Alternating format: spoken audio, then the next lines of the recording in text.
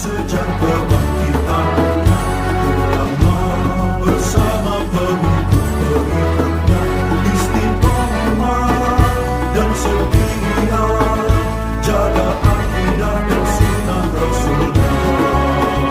Alhamdulillah segala puji baginya, ulama bersama pengikut-pengikutnya istiqomah dan setia, menjaga agama nusa dan bangsa.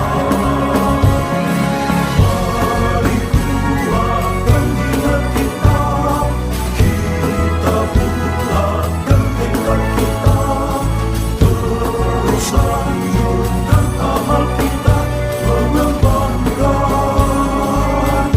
firman kita.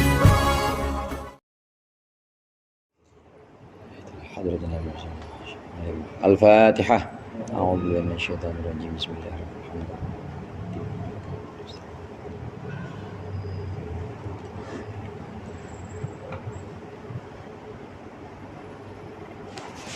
Bismillahirrahmanirrahim. Alhamdulil muallimit tullabi wa musahhilil khairi liman yata'allamu. Thumma assalatu wassalamu ala nabi wa alihi wa sahbihi jayu'zamu. Ya Rabbana kaffir anna dhunubana wa walidina wa liman huwa muslimu. Nad'uka Allahumma ilman nafi'a min yawmina ilal hisabi yaqumu. Amin amin amin wa ya fattahu. Amin amin amin wa ya alimu. Bismillahirrahmanirrahim. Qala al-musannif rahimahullah wa nafa'ana bihi wa bi'ulumihi wa bibarakatihi fid dharain amin. Alima wujub ad-dha'fi minka faqallala adadaha wa alima ihtiyajaka ila fadlihi fakaththara amdadaha. Alima, dia Allah mengetahui wujud ad-dha'fi, akan wujud kelemahan minka darimu, faqallala adadaha, maka dia mempersedikit atau mengurangi bilangan-bilangan salat. Wa alimah tiyajaka, dan dia mengetahui akan kebutuhanmu ila fadlihi, kepada karunia Allah, kepada fadlnya Allah. Fakaththara amdadaha, maka Allah memperbanyak amdadaha, pemberian-pemberiannya. Dia Allah mengetahui kalau kita ini lemah, kalau kita ini umat Nabi Muhammad, umat yang akhir zaman, yang bisa dibilang lebih lemah dibanding umat-umat sebelumnya kalau secara fisik, secara ragawi.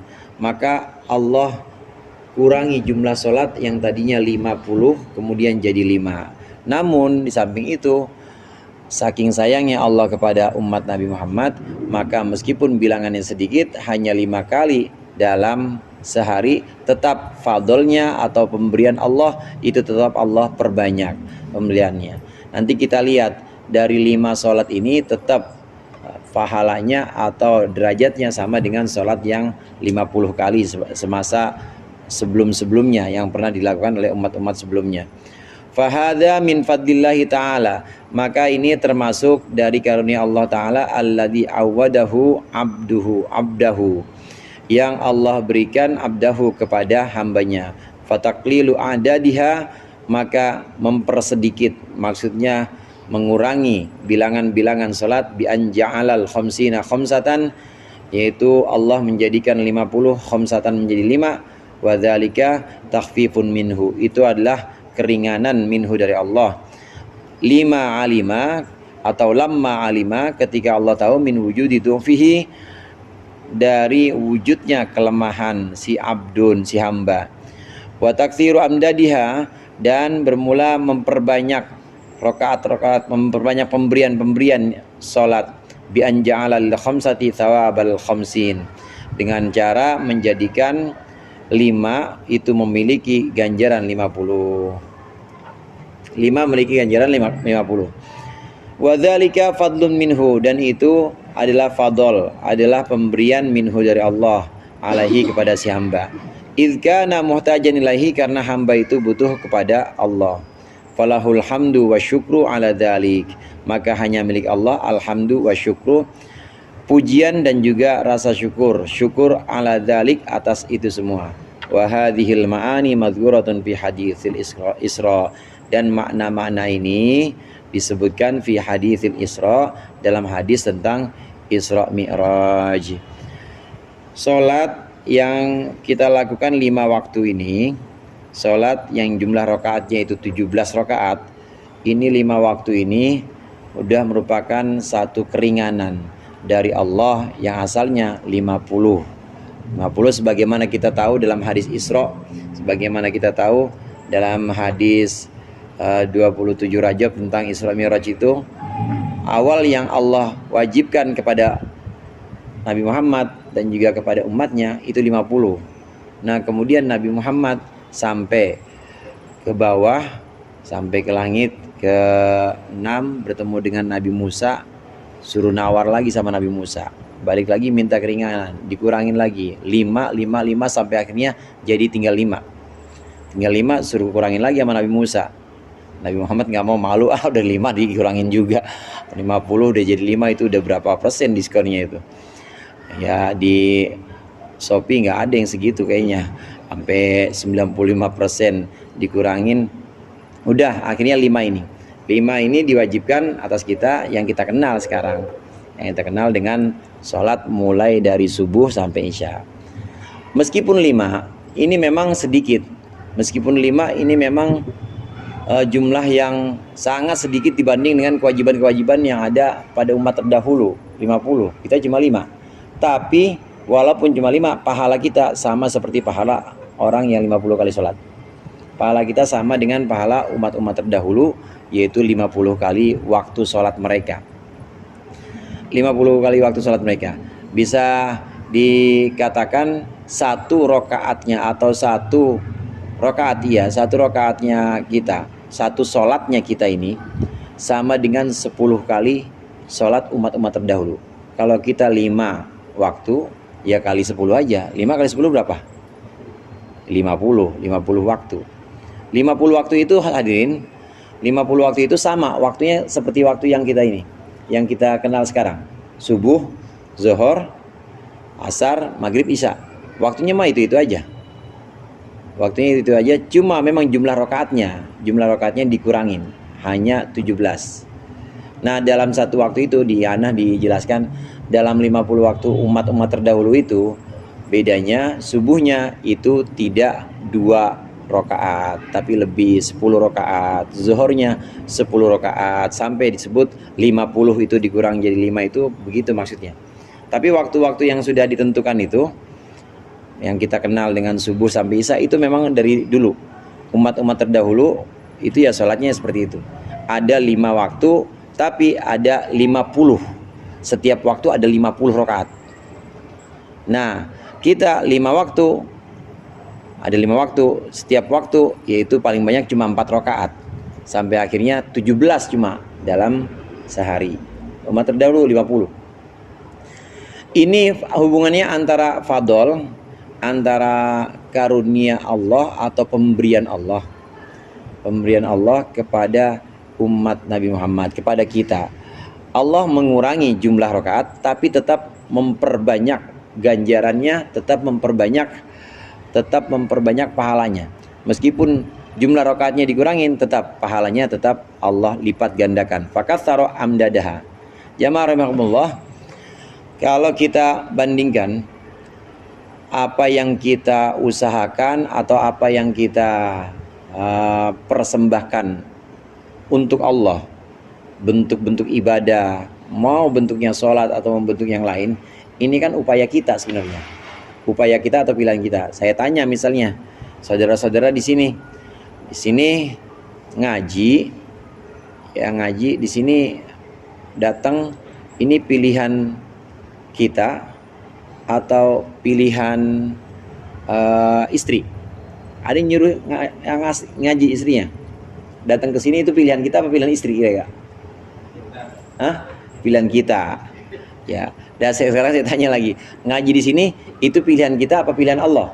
Upaya kita, maksudnya upaya di sini kita memang niat baik, ya atau pilihan Allah ngaji di sini? Sama jawabannya. Pilihan siapa? Pilihan kita juga. Kan kita yang milih. Artinya ada yang namanya kasab. Kasab itu upaya. Jadi upaya. Betul secara takdir memang sudah dituliskan bahwa kita ngaji di sini hari ini malam ini. Tapi kasab. Nah, disinilah mulai ada yang namanya pahala. Mulai ada yang namanya balasan. Kita punya hati, kadang-kadang disebut dengan akal, dan kita punya kebebasan buat memilih mau ngaji atau mau mampir di orkes. Ada orkes yang lewat itu ya, orkes lewat di depan sini terus nggak jadi ngaji. Nah, kita disuruh milih tuh. Di situ kita punya hati. Di situ kita mulai milih mau ngaji apa mau pergi ke dangdutan. Ketika sudah ada pilihan, maka ini tadi saya sebut pilihan kita. Disitulah Allah mulai memberikan ganjaran pahala. Tapi kalau milihnya bukan milih yang Allah ridho, namanya Allah beri ganjaran, namanya dosa. Jadi tetap ada takdir, betul, udah Allah takdirkan. Tapi pilihan-pilihan itu tetap Allah hargai bahwa ini pilihan kita. Saya tanya ulang lagi, di sini ngaji kita pilihan sendiri apa pilihan istri? Pilihan sendiri. Pilihan Allah apa pilihan istri? Pilihan Allah apa pilihan kita? Pilihan kita. Kita punya hati dan kita dituntut milih yang mana nih? Mau ngaji atau mau dangdutan? Contohnya kayak begitu. Pilihan kita. Nah, terus satu waktu Allah kasih halangan. Satu waktu Allah kasih musibah, kita nggak bisa ngaji. Allah kasih musibah, kita nggak bisa hadir karena memang sakit, meriang, demam, nggak bisa ngaji. Nah, meriang atau demam pilihan kita atau pilihan Allah? Pilihan siapa? Pilihan Allah. Kira-kira bagusan mana, pilihan Allah atau pilihan kita? Bagusan pilihan Allah. Ini yang dimaksud kadang-kadang Allah, kalau di sini konteksnya sholat, kadang-kadang Allah mengurangi bentuk atau mengurangi jumlahnya, tapi tetap Allah lipat gandakan.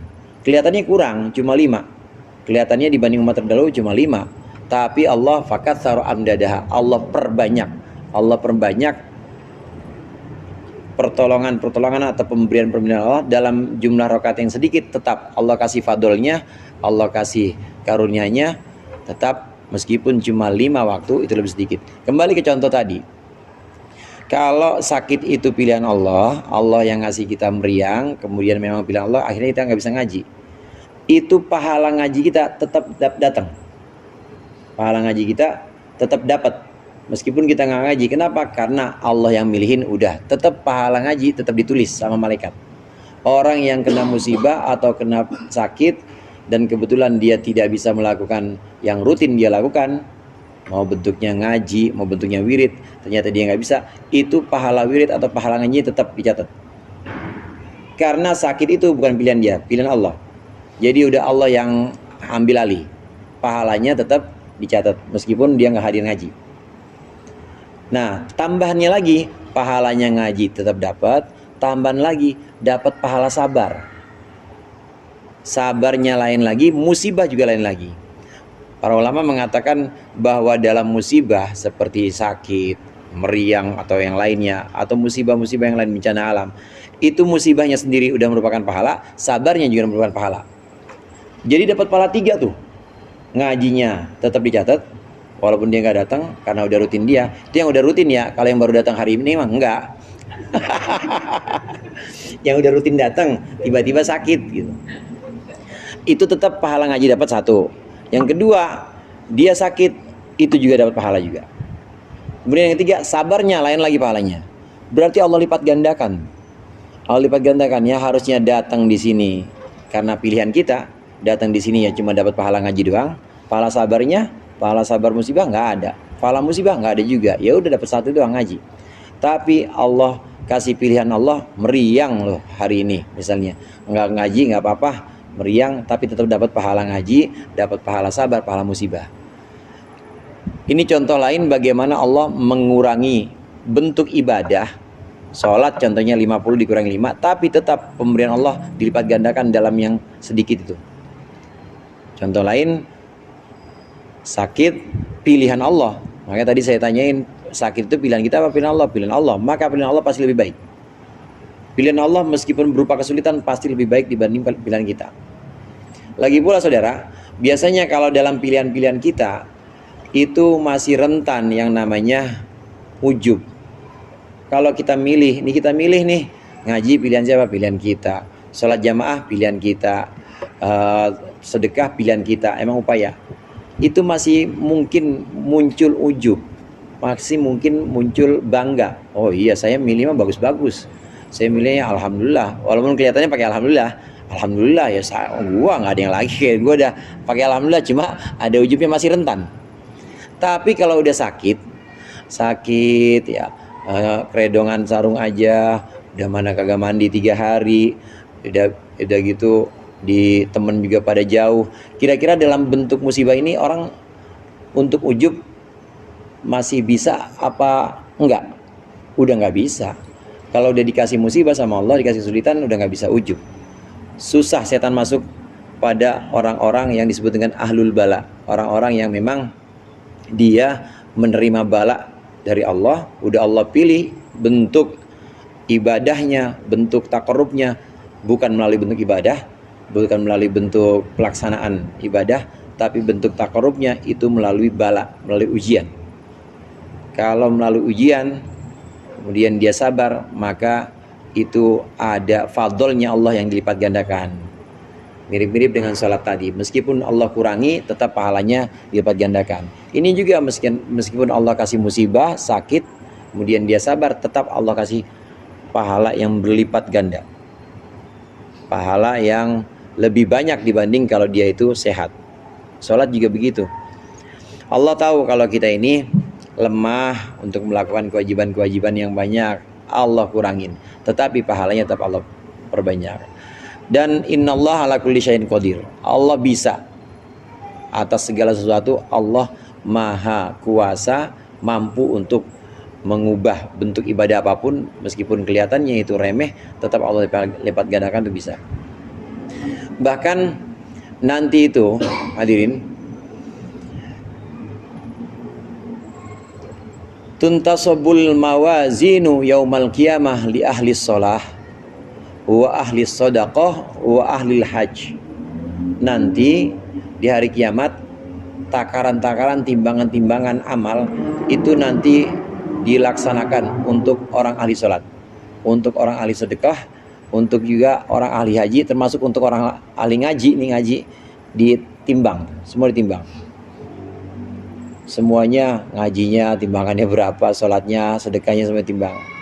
Tetapi tidak ditegakkan, tidak ditegakkan walam tuntasab al mawazinu li ahlil bala.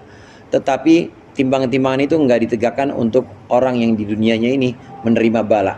Susah terus. Hidupnya itu enggak pernah enak, susah terus. Tapi kewajiban-kewajiban syariat tetap dilaksanakan.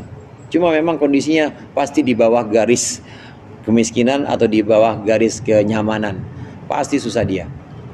Nah, orang-orang yang di dunianya ini selalu dapat bala dari Allah, maka nanti di akhirat kelihatannya itu kan bala, dikasih bala nggak ada ibadahnya apa-apa, tapi dia sabar, maka nanti di akhirat itu akan Allah masukkan surga tanpa timbangan.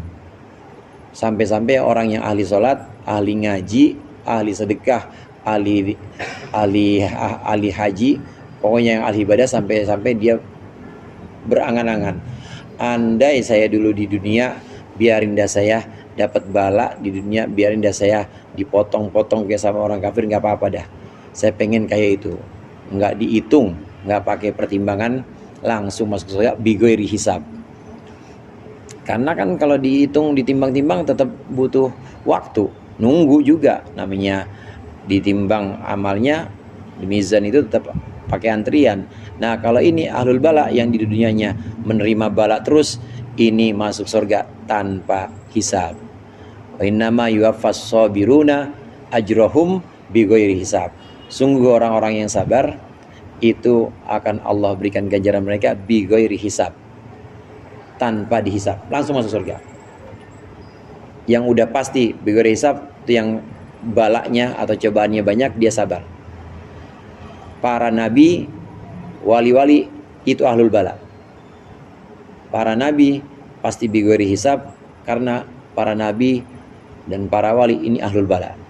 Ada satu makalah yang mengatakan asyaddun nasi balaan al-anbiya tsummal auliya. Manusia yang paling berat, yang paling dahsyat cobaan-cobaannya itu pertama adalah para nabi. Ya gimana enggak, Nabi Muhammad ya, bagaimana kita tahu Nabi Muhammad disambitin sama pamannya sendiri, pernah juga digebukin sama Abu Jahal. Itu kan cobaan-cobaannya, itu balaknya itu benar-benar. Nabi-nabi yang lain juga demikian. Asyaddun nasi balaan al-anbiya, kemudian al-auliya, orang-orang soleh atau para wali. Maka bisa dikatakan orang yang ahlul bala di dunia termasuk para nabi, para wali itu pasti bighairi hisab. Saya katakan lagi di sini, yang namanya udah kena bala atau musibah itu udah insya Allah udah aman dari ujub. Tapi kalau kita ibadah belum tentu aman. Kita ibadah termasuk ngaji nih belum tentu aman dari ujub. Boleh jadi kita saat ngaji ujub, alhamdulillah saya mah ngaji nggak pernah pre misalnya, ujub lagi. Ibadah tuh rentan ujub. Tapi kalau udah kasih musibah sama Allah, ujubnya itu pasti berkurang atau bahkan nggak ada kesempatan buat ujub. Namanya miskin mau ujub apa yang diujubin? Namanya penyakitan, meriang, pada gatal-gatal, teman pada jauh, yang diujubin apaan? Udah nggak ada. Ini kenapa bala atau ujian ini membawa orang masuk surga bighairi hisab. Dari sini hadirin bisa kita ambil kesimpulan bahwa cara Allah untuk meringankan hambanya itu bisa dengan cara apapun. Di antaranya bisa dengan mengurangi ibadah-ibadah seorang hamba, mengurangi jumlah rakaat-rakaat sholat kita misalnya, tapi tetap Allah berikan lipat ganda pahalanya, karena Allah ala kulli syai'in qadir. Wallahu a'lam bishawab. Mudah-mudahan bermanfaat. Lebih kurangnya saya mohon maaf. Wallahul muwaffiq ila aqwamit thoriq. Wassalamualaikum warahmatullahi wabarakatuh.